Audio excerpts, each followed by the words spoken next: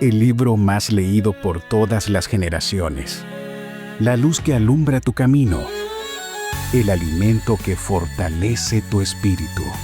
Narrado por Wendy Necio Sub, la Biblia en 365 días. 21 de abril, día 111 de nuestro viaje en la Biblia en 365 días. Hoy, Dios nos recuerda una verdad que sostiene nuestro corazón.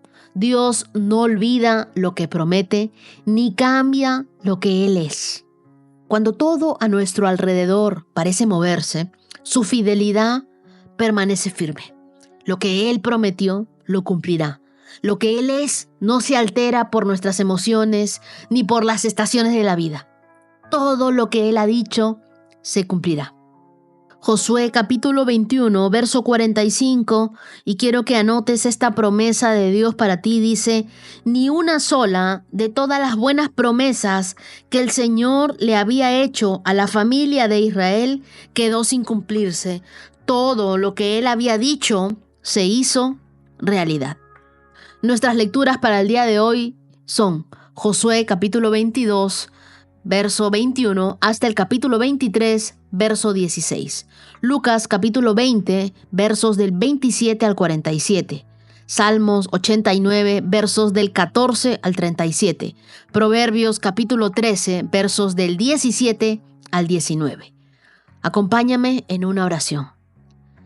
Señor, gracias porque eres el mismo ayer, hoy y siempre. Cuando las dudas intentan nublar mi fe, recuérdame siempre tus promesas que no tienen una fecha de vencimiento y enséñame a confiar en ti, Dios. Incluso cuando no entienda, incluso cuando no vea, ayúdame a vivir con la seguridad de que tu pacto es eterno conmigo. Hoy abrimos nuestro corazón a tu palabra, háblanos con tu verdad. Espíritu Santo, enséñanos la palabra de Dios, corrígenos con amor, condúcenos con fidelidad, danos sueños que sean señales para nosotros. Gracias, Dios, porque cada día que leo la Biblia estoy siendo transformada por tu palabra, Dios, y siento tu amor inagotable que nos acompaña, nos guía, nos instruye. Oramos en el nombre de Jesús. Amén.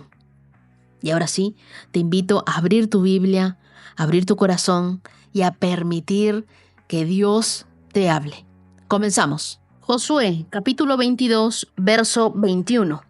Entonces, la gente de Rubén, de Gad y de la media tribu de Manasés les respondieron a esos líderes, cabezas de los clanes de Israel: el Señor, el poderoso, es Dios. El Señor, el poderoso, es Dios. Él conoce la verdad, y que Israel también lo sepa. Nosotros no construimos el altar por traición o en rebeldía contra el Señor. Si fuera así, no nos perdonen la vida ni un día más. Sí, en verdad construimos un altar para nosotros, para apartarnos del Señor o para presentar ofrendas quemadas, ofrendas de grano u ofrendas de paz, que el Señor mismo nos castigue. La verdad es que construimos este altar porque tenemos miedo de que en el futuro sus descendientes les digan a los nuestros: ¿qué derecho tienen ustedes de adorar al Señor, Dios de Israel? El Señor ha puesto el río Jordán como una barrera entre nuestra gente y ustedes, gente de Rubén y de Gad. Ustedes no tienen derecho de afirmar que pertenecen al Señor. Así, los descendientes de ustedes podrán impedirles a los nuestros que adoraran al Señor.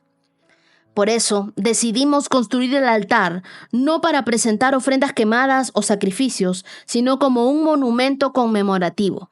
Les recordará a nuestros descendientes y a los de ustedes que nosotros también tenemos el derecho de adorar al Señor en su santuario con nuestros sacrificios, nuestras ofrendas quemadas u ofrendas de paz. Entonces, sus descendientes no podrán decirles a los nuestros: ustedes no tienen derecho de afirmar que pertenecen al Señor.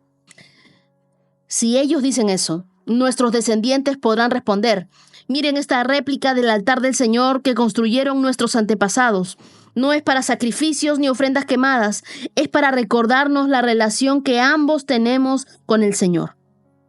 Lejos esté de nosotros rebelarnos contra el Señor o apartarnos de Él al construir nuestro propio altar para presentar sacrificios, ofrendas quemadas y ofrendas de grano. Únicamente el altar del Señor nuestro Dios, que está delante del tabernáculo, puede usarse para ese propósito.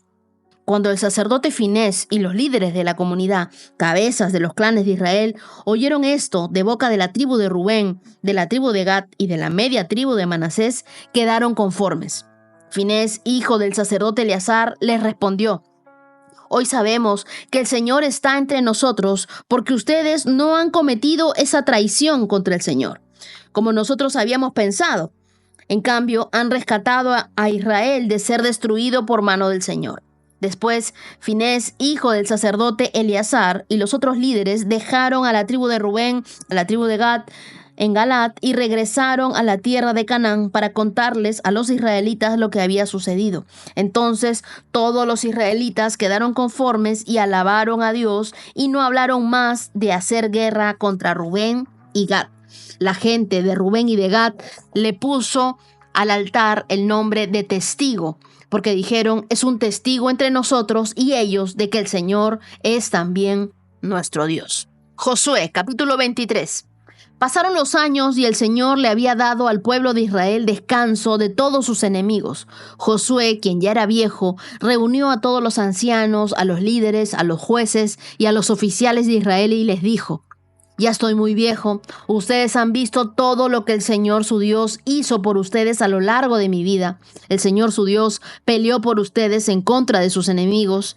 Yo les he repartido para que sea su hogar toda la tierra de las naciones que aún no están conquistadas y también las de aquellas que ya hemos conquistado, desde el río Jordán hasta el mar Mediterráneo, donde se pone el sol. Esta tierra será de ustedes porque el Señor su Dios, Él mismo expulsará a toda la gente que ahora vive allí. Ustedes tomarán posesión de esta tierra tal como el Señor su Dios lo prometió. Por lo tanto, asegúrense de seguir todo lo que Moisés escribió en el libro de instrucción. No se desvíen de esas palabras ni a la derecha ni a la izquierda. Marca ese verso 6. Asegúrense de no tener nada que ver con otros pueblos que aún quedan en esa tierra. Ni siquiera mencionen los nombres de sus dioses y mucho menos juren por ellos, ni los sirvan ni los adoren. Por el contrario, aférrense bien al Señor su Dios como lo han hecho hasta ahora, pues el Señor su Dios ha expulsado a naciones grandes y poderosas a favor de ustedes,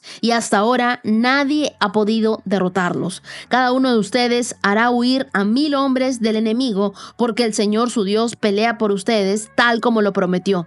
Así que asegúrense de amar al Señor su Dios, pero si se apartan de Él y se aferran a las costumbres de los sobrevivientes de esas naciones que aún quedan entre ustedes y se unen en matrimonio con ellos, entonces tengan por seguro que el Señor su Dios ya no expulsará a esos pueblos de su tierra. En cambio, ellos serán como una red y una trampa para ustedes, como un látigo en la espalda y como zarzas con espinas en los ojos, y ustedes desaparecerán de la buena tierra que el Señor su Dios les ha dado. Dentro de poco moriré y seguiré el camino de todo ser viviente en este mundo. En lo profundo del corazón, ustedes saben que cada promesa del Señor su Dios se ha cumplido, ni una sola ha fallado. Pero así como el Señor su Dios les ha dado las buenas cosas que prometió, también traerá calamidad de esta buena tierra que les ha dado. Si rompen el pacto del Señor su Dios al adorar y al servir a otros dioses, su enojo arderá contra ustedes y pronto desaparecerán de la buena tierra que Él les ha dado.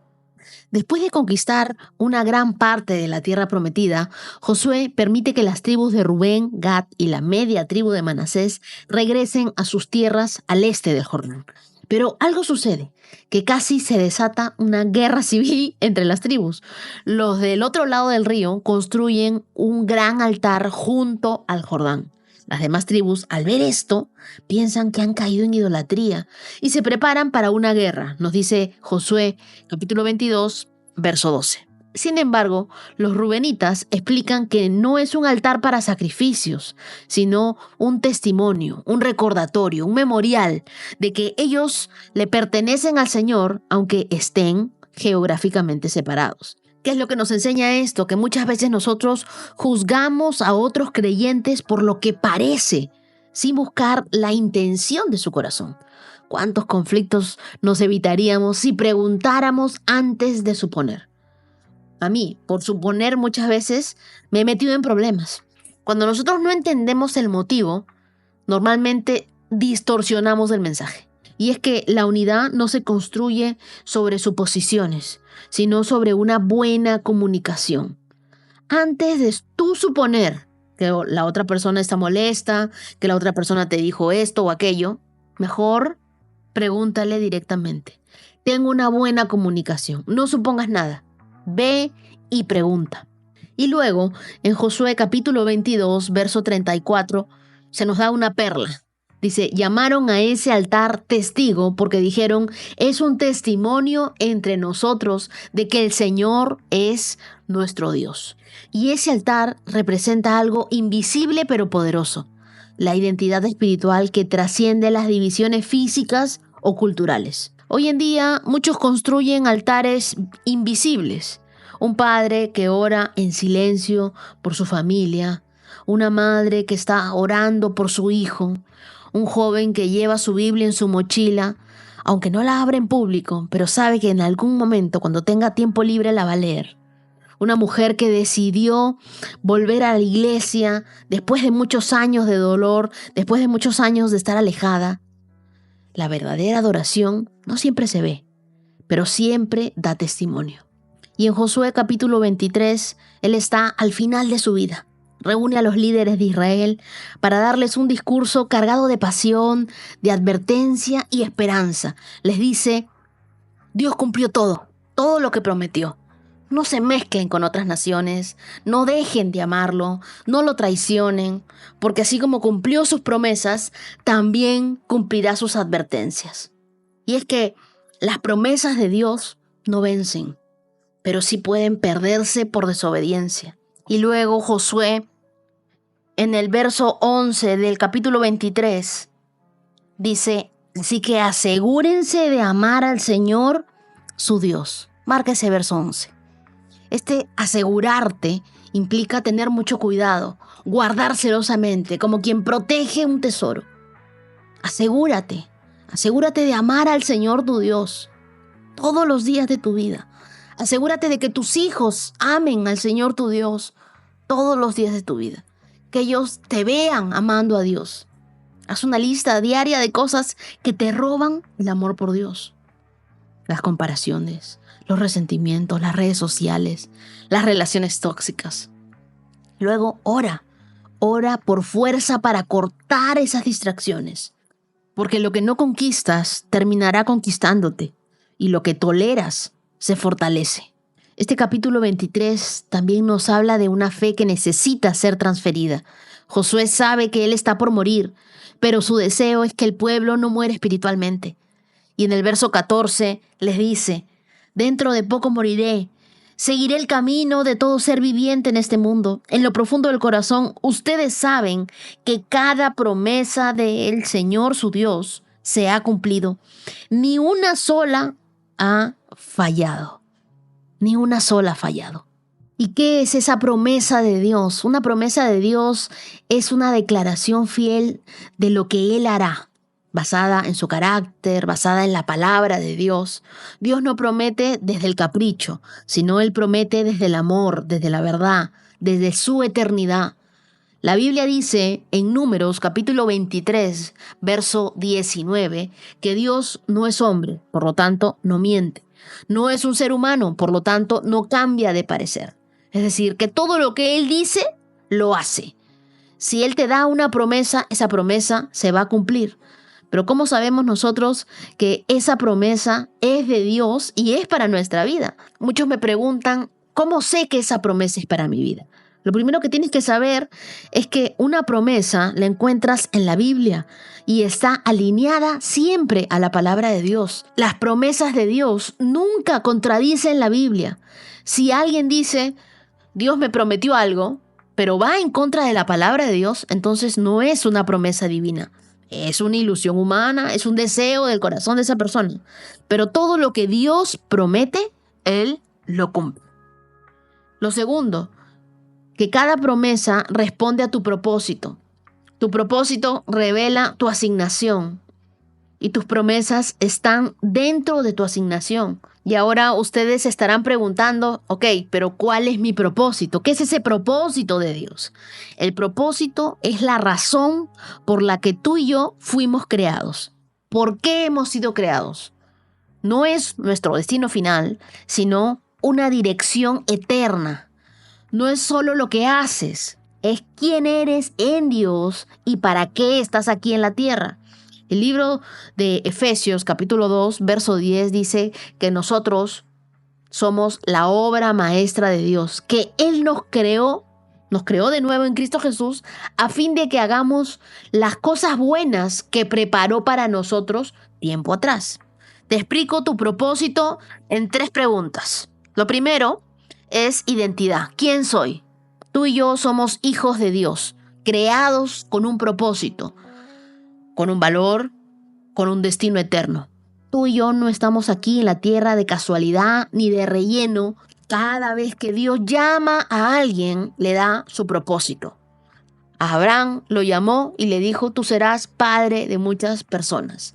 A David lo llamó y le dijo, tú serás rey de Israel. A Moisés lo llamó y le dijo, tú serás el libertador. Le dio un propósito. Tú fuiste creado para hacer esto, ¿ok? Lo segundo es que siempre nos da una misión. ¿Para qué estoy aquí en esta tierra? Estoy aquí para reflejar a Cristo, para amar a otros, para cumplir con una asignación que solo yo puedo realizar. Dios me mandó aquí y solamente yo funciono con un voltaje, con algo con lo que Dios me envió. Para eso estoy acá. Y lo tercero es para causar un impacto. ¿A quién afecta esto? Mi propósito no termina en mí. Es para transformar, es para inspirar, es para edificar, es para guiar a otros hacia el amor de Dios. ¿Ok? Entonces, ¿quién soy? ¿Para qué estoy? ¿Y a quién afecta esto? Ese es mi propósito. Y Dios nos da promesas para cumplir nuestro propósito en esta tierra. Cada vez que Dios te da una promesa, nunca vas a sentir confusión, siempre vas a sentir paz. Aunque la promesa tenga un proceso, no sea inmediata, la esencia te llena de fe, te llena de esperanza. Cuando Dios te da una promesa, también te dará la gracia para esperar por ella. La promesa de Dios para mi vida es la convicción de que Él cumplirá su plan perfecto en mí, aunque yo no vea aún cómo lo hará. Y una vez que ya entiendes tu promesa, ya no luchas por resultados, sino por permanecer fiel a Dios. ¿Qué es lo que tú y yo deberíamos hacer? Una lista de las promesas que Dios ya ha cumplido en nuestras vidas. Orar cada mañana y recordarle a Dios cada una de esas promesas. Nosotros vemos en la historia que el problema no era el altar que amenazara la unidad, era el miedo al olvido de Dios. Y Josué, con sabiduría y con vejez, les recuerda, no lo olviden, no se aparten, no hagan alianzas con lo que Dios ya les dijo que destruyan. Queridos amigos, para ti y para mí, la Biblia no está diseñada solo para ser leída, está diseñada para recordarte a quién le perteneces. Tú y yo somos de Dios. Y si nosotros vivimos entregados a Dios, déjame decirte, Josué capítulo 23, verso 14, en lo profundo del corazón de ustedes saben que cada promesa del Señor su Dios se ha cumplido, ni una sola ha fallado. Dios no te va a fallar. Él nunca falla. Él siempre cumple. Y si Él ya te prometió algo, ¡ay! Agárrate, porque pronto viene el cumplimiento de esa promesa. Yo lo creo con todo mi corazón. Ahora vamos a leer Lucas, capítulo 20, verso 27. Después se acercaron a Jesús algunos saduceos, líderes religiosos, que dicen que no hay resurrección de los muertos. Le plantearon la siguiente pregunta. Maestro, Moisés dio una ley que dice que si un hombre muere y deja a una esposa sin haber tenido hijos, su hermano debe casarse con la viuda y darle un hijo para que el nombre del hermano continúe. Ahora bien, supongamos que había 7 hermanos. El mayor se casó y murió sin dejar hijos. Entonces el segundo hermano se casó con la viuda, pero él también murió. Luego el tercer hermano se casó con ella y lo mismo sucedió con los 7, quienes murieron sin dejar hijos. Por último, la mujer también murió. Entonces dinos, ¿de quién será esposa en la resurrección? Pues los 7 estuvieron casados con ella. Jesús respondió: el matrimonio es para las personas aquí en la tierra, pero en el mundo que vendrá, los que sean dignos de ser levantados de los muertos no se casarán, ni se darán en casamiento, ni volverán a morir. En ese sentido, serán como ángeles. Ellos son hijos de Dios e hijos de la resurrección. Ahora bien, en cuanto a si los muertos resucitarán, hasta Moisés demostró esto cuando escribió acerca de la zarza ardiente, mucho después de que Abraham, Isaac y Jacob murieron. Él se refirió al Señor como el Dios de Abraham, el Dios de Isaac y el Dios de Jacob. Por lo tanto, Él es el Dios de los que están vivos, no de los muertos, porque todos están vivos para Él. Bien dicho, maestro, comentaron algunos de los maestros de la ley religiosa que estaban allí, y después nadie se atrevió a hacerle más preguntas. Entonces Jesús les planteó una pregunta: ¿cómo es que se dice que el Mesías es hijo de David? Pues David mismo escribió el libro de los Salmos. El Señor le dijo a mi Señor: siéntate en el lugar de honor a mi derecha, hasta que humille a tus enemigos y los ponga por debajo de tus pies. Si David llamó al Mesías Señor, ¿cómo es posible que el Mesías sea su hijo? Entonces, mientras la multitud escuchaba, se dirigió a sus discípulos y les dijo: cuídense de los maestros de la ley religiosa, pues les gusta pavonearse en sus túnicas largas y sueltas, y les encanta recibir saludos respetuosos cuando caminan por las plazas, y cómo les encanta ocupar los asientos de honor en las sinagogas, sentarse en la mesa principal de los banquetes. Sin embargo, estafan descaradamente a las viudas para apoderarse de sus propiedades y luego pretenden ser piadosos haciendo largas oraciones en público. Por eso serán castigados con severidad. Aquí vemos 2 escenarios, una verdad: Dios no se impresiona, Él examina el corazón. Versos del 27 al 40, los saduceos y la resurrección nos muestran la pregunta que pretendía ridiculizar a Dios. Los saduceos, una secta poderosa, pero doctrinalmente limitada, no creían en la resurrección. Ellos planteaban una pregunta absurda sobre una mujer que enviuda 7 veces. Era una viuda negra, ¿no? Y ellos estaban intentando poner en ridículo la idea de la vida después de la muerte. Pero Jesús, es increíble Jesús. Jesús no los refuta, los revela. Jesús aquí estaba enseñando que la resurrección no es la continuación de la vida como nosotros la conocemos, sino una transformación total de nuestra existencia. Los saduceos creían solo en el Pentateuco, en los primeros 5 libros de la Biblia. Por eso Jesús cita a Moisés en Éxodo capítulo 3, verso 6, y muestra que ese Dios, que se llama a sí mismo el Dios de Abraham, Isaac y Jacob, no es un Dios de los muertos, sino un Dios de los vivos. Ahora, siempre va a haber gente que nos quiera tomar el pelo, tratar de avergonzarnos o de humillarnos con ciertas preguntas que son difíciles de contestar. Y no siempre vamos a tener todas las respuestas. Pero cuando la gente se burle de tu fe, recuerda que toda pregunta irónica se desarma frente a una convicción verdadera. Ellos pueden estar tratando de hacer que tú pises el palito, que tú te equivoques o que tú digas algo que no suene sabio, pero nada puede contra tu convicción y tu fe verdadera. Por eso te digo, no expliques con miedo lo que Jesús enseñó con poder.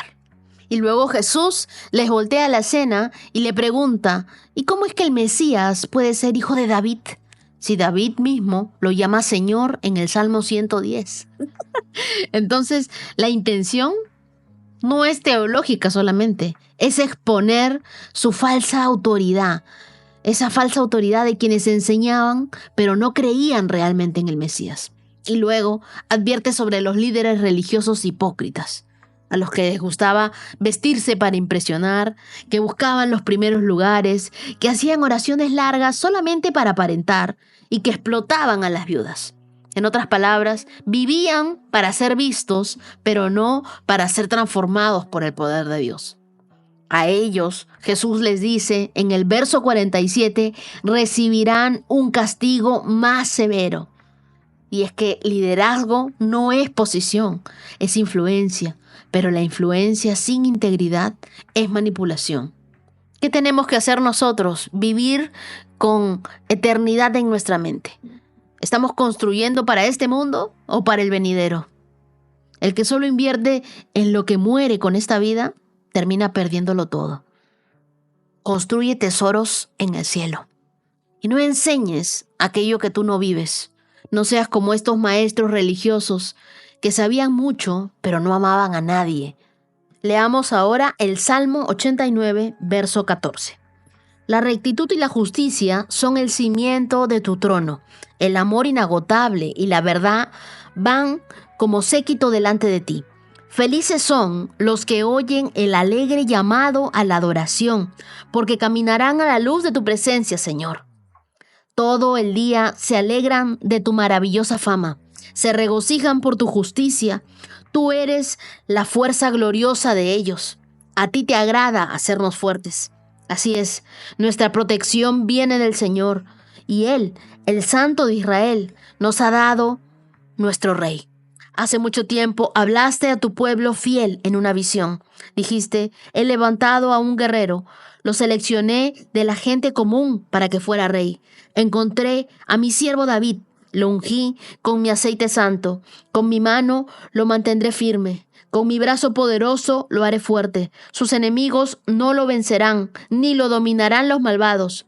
Aplastaré a sus adversarios frente a él y destruiré a los que lo odian. Mi fidelidad y mi amor inagotable lo acompañarán, y con mi autoridad crecerá en poder. Extenderé su gobierno sobre el mar, su dominio sobre los ríos, y él clamará a mí. Tú eres mi Padre, mi Dios y la roca de mi salvación. Lo convertiré en mi primer hijo varón, el rey más poderoso de la tierra. Lo amaré y le daré mi bondad para siempre. Mi pacto con él nunca tendrá fin. Me aseguraré de que tenga heredero. Su trono será interminable como los días del cielo.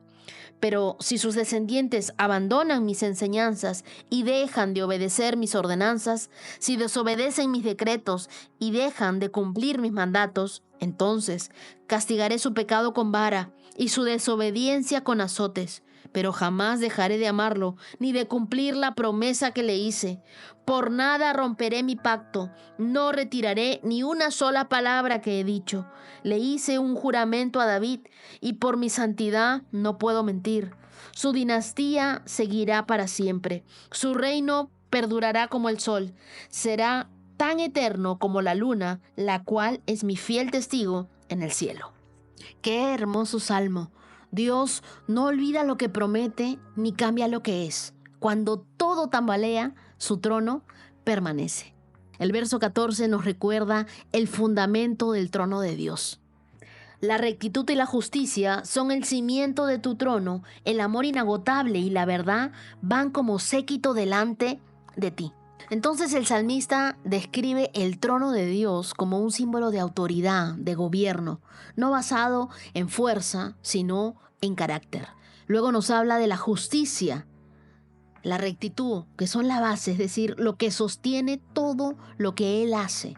Y también nos habla del amor inagotable y la verdad, que son guías, es decir, lo que precede todo lo que Él mueve. Dios no actúa conforme a la cultura, a la moda, sino conforme a su carácter. Por eso es que nunca cambia. Si tu vida el día de hoy está temblando, revisa tus cimientos. ¿Estás construyendo sobre tus emociones o sobre el carácter inmutable de Dios? Antes de tomar decisiones, hazte la pregunta: ¿esto refleja amor, verdad, justicia, rectitud? Y si no lo refleja, bueno, replantea el camino. Y luego, en los versos del 19 al 29, veo el pacto de Dios con David. En estos versículos, Dios recuerda el momento en el que eligió a David, lo fortaleció, lo protegió y juró, en el verso 28, un pacto eterno con él y sus descendientes. Dice, lo amaré y le daré bondad para siempre, mi pacto con él nunca tendrá fin. Este pasaje apunta proféticamente a Jesús, el hijo de David por excelencia. Aunque los reyes humanos fallaron, el reino de Cristo nunca fallará. Aun cuando otros rompan sus promesas, Dios siempre cumple las suyas. ¿Y te das cuenta? En Josué hablamos de promesas. En Lucas, el Señor nos recordó acerca del momento en el que le dicen, eres hijo de David. Y hoy, en el Salmo 89, nos recuerda que Él nunca rompe sus promesas. Y algunos podrán decir, no, pero ese era David, porque David tenía un corazón conforme al de Dios. Pero mira lo que dicen los versos del 30 al 37, que la misericordia de Dios se mantiene aún en medio de la infidelidad. Dios se anticipa a lo que pasará. Los hijos de David fallarán. David los disciplinará, pero no retirará su amor ni cancelará su pacto. Él dice en el verso 34, por nada romperé mi pacto y no retiraré ni una sola palabra que he dicho.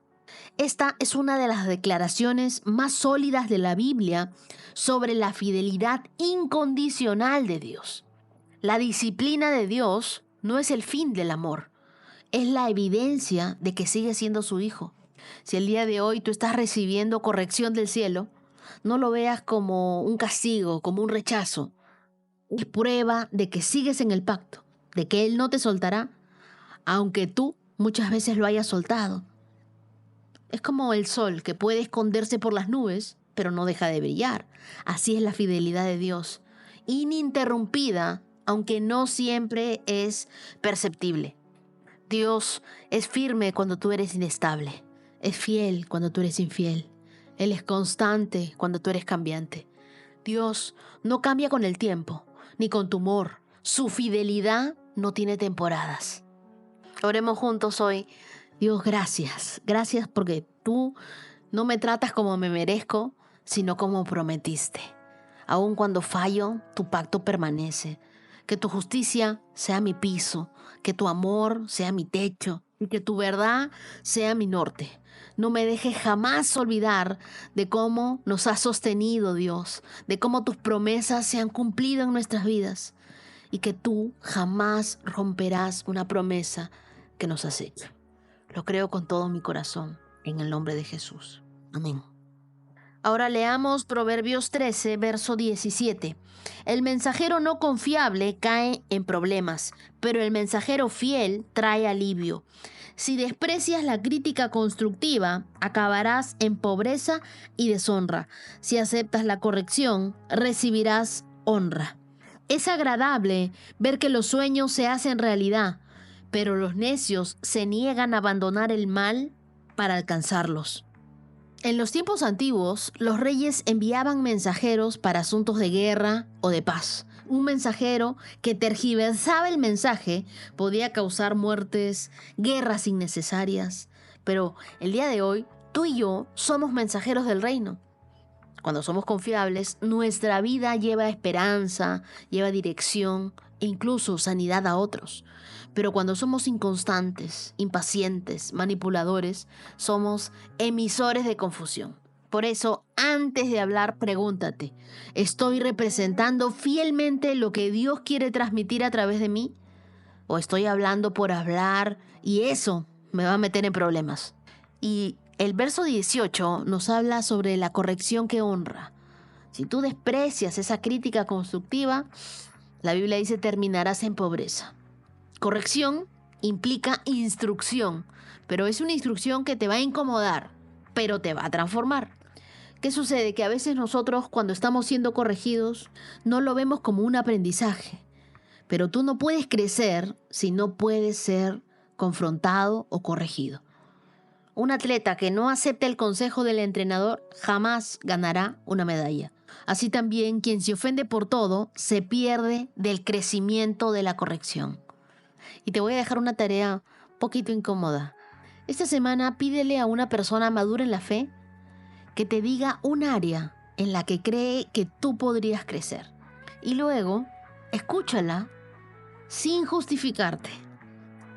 Me cuentas, por favor, cómo te fue con esa tarea. Y por último, el verso 19, que dice: es agradable ver que los sueños se hacen realidad, pero los necios se niegan a abandonar el mal para alcanzarlos. Este proverbio contrasta a dos personas: la alegría de ver cumplido un anhelo justo y también la necedad de seguir aferrado al pecado, aunque sabes que está mal. Dios no puede sanar aquello que tú sigues acariciando. Los deseos cumplidos requieren procesos, pero el necio quiere resultados sin renuncia, sin abrazar los procesos. ¿Tú quieres ver el propósito de Dios cumplido? Bueno, deja ese pecado que te sabotea. ¿Tú quieres ver restauración en tu vida? Bueno, suelta la amargura que hoy te impide abrazar y restaurar. Quizá tú sueñas con impactar vidas. Suelta el orgullo que limita tu impacto. Dios no tiene problema en cumplir tus deseos, pero primero quiere que tu corazón no esté atado a lo que Él ya te pidió soltar. Un mensajero fiel, una corrección recibida y un deseo alineado a Dios son señales de sabiduría en acción. El necio habla mucho, pero no cambia. El sabio escucha, suelta y luego florece. Día 111, check. Y antes de terminar este episodio, quiero tomar un momento muy especial para celebrar a quienes hoy están de fiesta. 21 de abril. Feliz cumpleaños para Lu Jaraba desde Barranquilla, Colombia. Feliz cumpleaños para María Victoria Sánchez Velasco, que cumple 5 años en Bucaramanga, Colombia. Dios te bendiga, princesa. Feliz cumpleaños para Luz Martínez desde Bogotá, para Julio Abraham Félix, que hoy celebra sus 32 años de vida, para Luis Fernando desde Utah. Feliz cumpleaños para Jimena, para Gina Paola León Sánchez, una bella colombiana viviendo en Valencia, España. Tu hermano Oscar me pidió que te felicite con mucho amor. Feliz vida para María Inmaculada, la hija de María Cintia, un milagro de Dios que hoy celebramos con gratitud. Feliz cumpleaños para Melanie desde Orlando, Florida. Feliz cumpleaños para Carolina Guerrero. Feliz cumpleaños para Emily Serna y a su mamá Isabel Lorena. Que Dios las llene de alegría y bendiciones. Feliz cumpleaños para Emily Estrada González, hija de Carlina en Guatemala. Feliz cumpleaños para Sabrina desde Morelos, México. Feliz cumpleaños para Jorge Mercado de parte de Bernardo en Córdoba, Colombia. Feliz cumpleaños para Danae Francesca desde Madrid. Feliz cumpleaños para Angela Pérez desde Aura, Colombia. Y también un feliz cumpleaños para Soleidi Reyes, que el Señor te conceda los anhelos de tu corazón. También celebramos el aniversario número 13 de Jocelyn y Miguel, que siguen caminando juntos de la mano de Dios. Feliz aniversario también para John Bernal y Sandra Liliana Rojas en Colombia, quienes celebran 6 años de matrimonio. Que su amor siga siendo testimonio del amor de Cristo. A todos ustedes los abrazamos con el corazón, esta linda comunidad que se viene formando de la Biblia en 365 días. Aquí estamos orando, apoyándonos unos a otros y creyendo en que las promesas de Dios se van a cumplir en nuestras vidas. Nos vemos el día de mañana. Dios los bendiga. 365 con Dios, con Wendy Necio Sub.